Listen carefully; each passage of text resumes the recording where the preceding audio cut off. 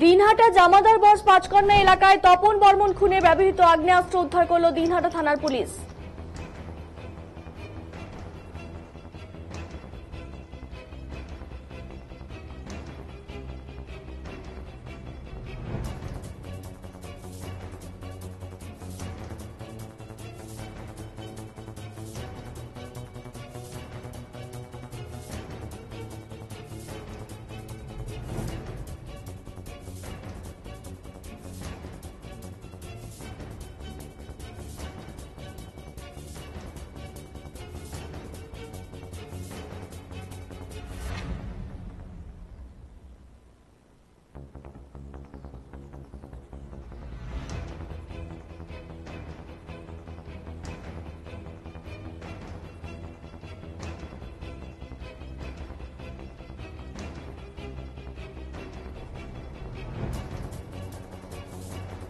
দিনহাটা জামাদার বস পাঁচকন্যা এলাকায় তপন বর্মন খুনে ব্যবহৃত আগ্নেয়াস্ত্র উদ্ধার করল দিনহাটা থানার পুলিশ।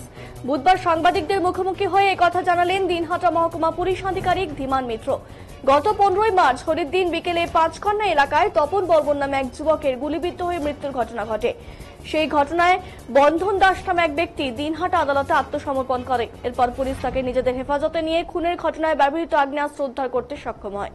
পুলিশ সূত্রে জানা গেছে, বারংবার তাকে জিজ্ঞাসাবাদ করার পর খাঁড়িজা গীতালদহ এলাকায় থাকা বন্ধনের আত্মীয় দীপক দাসের বাড়িতে থাকা গেস্ট রুমের সিলিং থেকে সেই আগ্নেয়াস্ত্র উদ্ধার করতে সহায় পুলিশ। এদিন এই নিয়ে দিনহাটা থানায় সাংবাদিক বৈঠক করেন দিনহাটা মহকুমা পুলিশ আধিকারিক ধীমান মিত্র। সেখানে মহকুমা পুলিশ আধিকারিক ছাড়াও দিনহাটা থানার আইসি জয়দীপ মোদক উপস্থিত ছিলেন।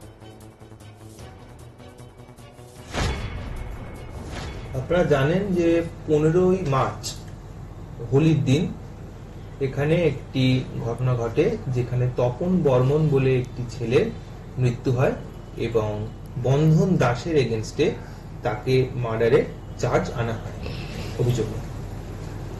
আমরা তখন থেকে তদন্ত শুরু করি এবং 25শে মার্চ তাকে আমরা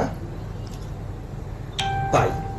আর এক আত্মীয়ের বাড়ি সে গিয়েছিল এই ঘটনা ঘটাবার পর, এবং সেইখানে গিয়ে সেই বাড়ির যে ফলস সিলিং, সেই ফলস সিলিং এর মধ্যে আর্মসটি সে লুকিয়ে রাখে। আজকে তাকে নিয়ে আমাদের অনুজ লাকড়া সাব ইন্সপেক্টর এবং লাপ্পা সাব ইন্সপেক্টর এবং দিচেন লামা সাব ইন্সপেক্টর এরা দীপক দাসের বাড়িতে যায় এবং সেখান থেকে ফলস সিলিং এর ভেতর থেকে তার দেখানো মতো আর্মসটিকে এবং একটি অ্যামিনিশন গুলি উদ্ধার করে।